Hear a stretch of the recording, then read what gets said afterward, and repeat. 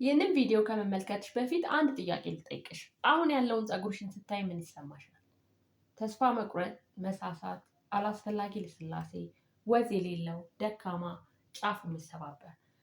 ምናልባት ሙቀት የተጠቀምሽው አንድ ጊዜ ይሁን ለዓመታት፣ አሁን ግን ፀጉርሽ እንደ ድሮ አይደለም። ዛሬ ዝም ብሎ ውህድ አልሰጥሽም፣ ሪከቨሪ ሲስተም ግን አሳይሻለሁ። የሙቀት ጉዳት ማለት ድርቀት አይደለም፣ መነቃቀልም አይደለም። የፀጉርሽ ፋይበር መዋቅራዊ ጉዳት ነው።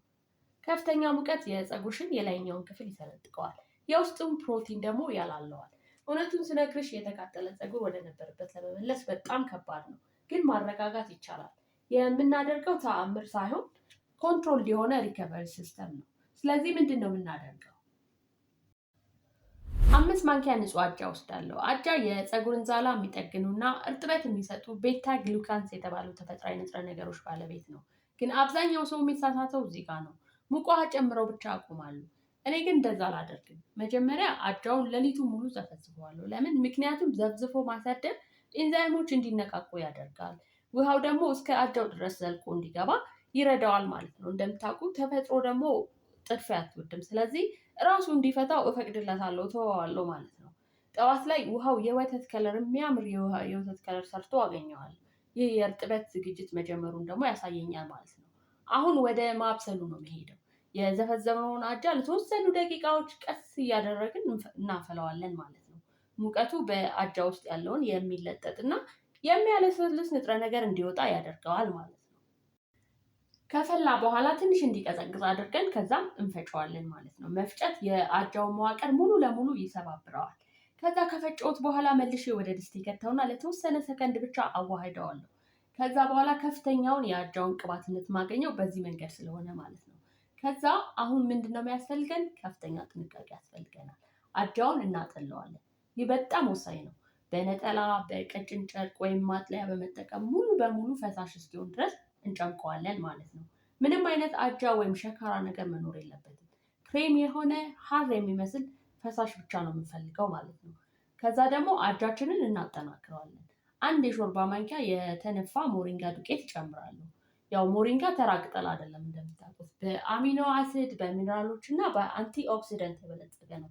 ፀጉራችን ደግሞ የተገነባው ከፕሮቲን ነው። አሚኖ አሲድ ደግሞ ለዚህ በጣም ወሳኝ ነው። ስለዚህ ዋናው ምስጢር ግን አንድ ማንኪያ ብቻ ይበቃል። የሞሪንጋ ዱቄት ማለት ነው። እርጥበትን ከጥንካሬ ጋር ማገናኘት ስለሆነ አላማችን ማለት ነው። ሞሪንጋው ከአጃ ጋር ሲዋሃድ ለፀጉራችን ውበትና ጥንካሬ ይሰጠዋል።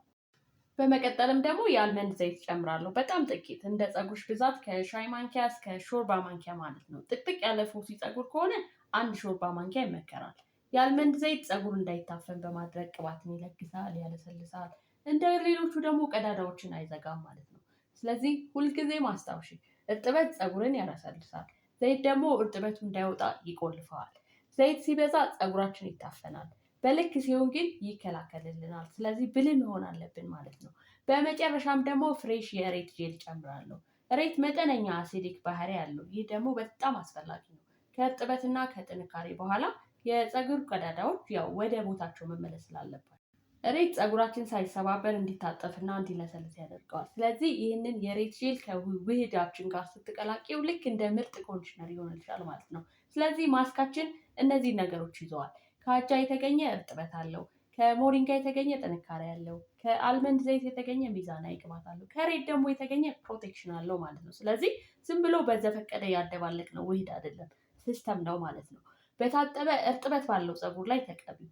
ፀጉርሽን ለአራት ክፈዩ። በተለይ ጥቅጥቅ ያለ ፀጉር ካለሽ ማለት ነው። 4 ቦታ መክፈል አለብሽ። ከዛ ከስር ጨምረሽ በደንብ አድርገሽ አዳርሹ ማለት ነው። የራስ ቅልሽ ደረቅ ከሆነ ደግሞ ቀስ እያደረግሽ ማሳጅ ማድረግ አለብሽ። ትኩረትሽ ግን በዛላው ላይ ይሁን ማለት ነው። እንደ ፀጉርሽ አይነት ከ30 ደቂቃ እስከ 45 ወይም እስከ 1 ሰዓት ድረስ ማቆየት ትችላለሽ። ከዛ በላይ ግን አታቆዩ፣ መታጠብ አለብሽ ማለት ነው። ጊዜ በጣም ወሳኝ ነው። በመጨረሻም በደንብ ትለቀለቂዋለሽ፣ ለብ ባለ ውሃ ማለት ነው። ከፈለግሽ ደግሞ በኮንዲሽነር ታጠቢው። እሺ፣ አሁን ይህንን እርጥበት እንዴት ለሳምንት ይዘነው እንቆይ የሚለውን ወደ ዋናው ጉዳይ እንገባለን ማለት ነው። እርጥበት ማለት በፀጉር ላይ ውሃ መርጨት አይደለም። እርጥበት ቴክኒክ ነው፣ ቅደም ተከተል ነው። የእያንዳንዱ የፀጉር ዛላ የውስጥ ችግር በየቀኑ ማዳመጥ ነው ማለት ነው። ስለዚህ ዛሬ የማሳያችሁ ውህድ ስርዓት እንጂ ዝም ብሎ የሚረጭ የውሃ ስፕሬ አይደለም ማለት ነው። ስለዛ እንጀምራለን። አንድ የሾርባ ማንኪያ ከርከዴ ይወስዳሉ። ከርከዴን ዝም ብዬ ለማዳመቅ አይደለም የምፈልገው፣ ለውበት ምናምን አይደለም። ከርከዴ በኦርጋኒክ አሲዶች እና በአንቲ ኦክሲዳንት የበለጸገ ማዕድን ነው። ስለዚህ የራስ ቅልን ደሙን ያነቃቃልኛል። የፀጉር የላይኛውን ሽፋን ደግሞ በጥንቃቄ ያለሰልሳል ማለት ነው። ስለዛ አንድ ኩባያ የፈላ ውሃ እጨምርበታልና እዘፈዝፈዋለሁ ማለት ነው። ለብቻው ነው የምዘፈዝፈው። እንዳልኳችሁ ጊዜ እሰጠዋለሁ። አበቦችን አናጣድፋቸውም። ውስጣቸው እንዲዘረግፉ ግን ፋታ ነው የምንሰጣቸው ማለት ነው። በሌላኛው ሳህን ደግሞ አንድ የሾርባ ማንኪያ የተልባ ፍሬ ወስዳለሁ። በአንድ ኩባያ ተኩል ውሃ አፈላዋለሁ። በዝግታ ረጋ ባለ እንቅስቃሴ ማለት ነው። ተልባ ያንንና ውብ የሚያንሸራትት ጄል ይለቅልኛል ማለት ነው። እርጥበትን ጠብቆ የሚያቆይና ለፀጉር ቅርጽ የሚሰጥልን ምርጥ ጄል ነው ተልባ። ውህዱ መወፈር ሲጀምር እሳቱን አጠፋዋለሁ። ከዛ እነዚህ ሁለቱን ውህዶች አዋህዳቸዋለሁ ማለት ነው። በረድ ሲልልኝ ፍሬሽ የሬት ጄል ጨምርበታለሁ። ያው ሬት የፒኤች ባላንሱን ስለሚጠብቅልኝ ኤላስቲሲቲን ይደግፋል እና ፀጉር ደግሞ በድርቀት ክርችፍ እንዲል አያደርግም። ስለዛ ሬትን በጣም ነው የምወደው ማለት ነው። እነዚህን ውህዶች አዋህዳቸዋለሁ ማለት ነው። የከርከዴውን የተልባ ጄል ለፀጉር ጥንካሬ ይሰጥልኛል። የከርከዴው ደግሞ ኪቲክሎችን ያለሰልስልኛል።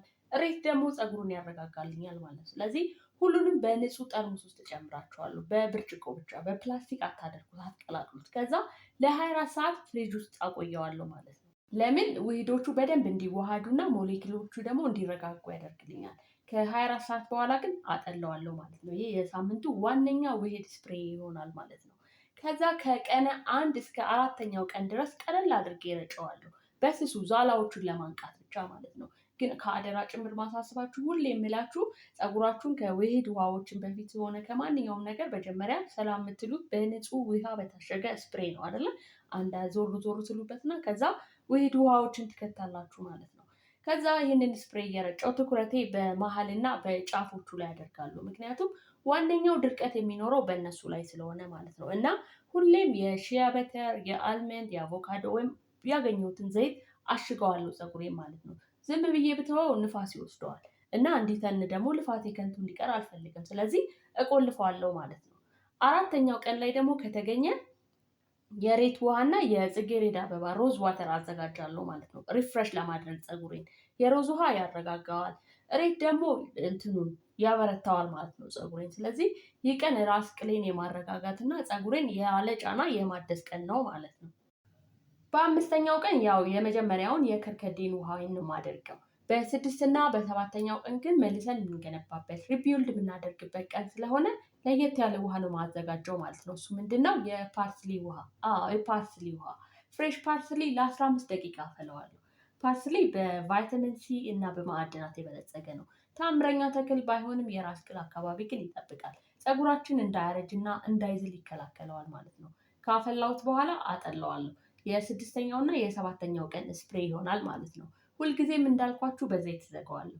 ሁሌ ማሸግ በስሱ አትርሱ ማለት ነው። ምክንያቱም የፀጉራችን በተለይ ደግሞ አንጋፋው ጫፉ ስለሆነ ጫፉን ከጠበቃችሁ ርዝመት የማይቀር ጉዳይ ነው። ስለዚህ ጫፎቹ ላይ ልዩ ትኩረት አድርጉበት ማለት ነው። ሌላው ደግሞ ሁሉም ውህዶች ፍሪጅ ውስጥ ይቀመጡ ግዴታ ነው። ለ6 እስከ 7 ቀን ብቻ ነው። ከዛ በኋላ ግን ሽታውን ከቀየረ አውጥታችሁ ጣሉት። ሲጀመር ከ7 ቀን በኋላ ማንኛውንም ውህድ ውሃዎች አትጠቀሙ ማለት ነው። እንደምላችሁ ሁሌም ስፕሬይ ማታ ማታ ነው የምታደርጉት እና መቆለፍ ደግሞ አትርሱ። ብዙዎች ውሃ ይረጩና ስለ ድርቀት ያማርራሉ። ነገር ግን ያለ ቅባት ሊፒድስ የሚደረግና እርጥበት የፀጉርን ዛላ እንዲወጠርና እንዲዝል ያደርገዋል። የእኔ ሲስተም ደግሞ ሁሌ ይፈራረቃል። እንደምታውቁት እርጥበት አለ፣ ባላንስ አለ፣ መከላከያ ድጋፍ አለ፣ ሁሌም ደግሞ ማሸግ አለ ማለት ነው። ስለዚህ ስለ ፀጉር እድገት አይደለም ዋናው የሚያስጨንቀን ጉዳይ፣ ስለ ቀጣይነትና ኮንሲስተንሲ ነው መሆን ያለበት ማለት ነው። ፀጉራችሁን እንደ ህይወት እንዳለው ፋይበር ብታዩት ማለት ነው የተለየ ምላሽ ይሰጣችኋል። ይህ ደግሞ ማለት ነው እኔ የማሳያችሁ የተደራጀ የእጽዋት ሲስተም ወይም ዲሲፕሊን ነው ማለት ነው። ቀን በቀን ደረጃ በደረጃ በሳምንታት ሂደት ውስጥ ልዩነት ታያላችሁ። ምክንያቱም መጨነቅ አቁማችሁ እናንተ መገንባት ስለጀመራችሁ ማለት ነው።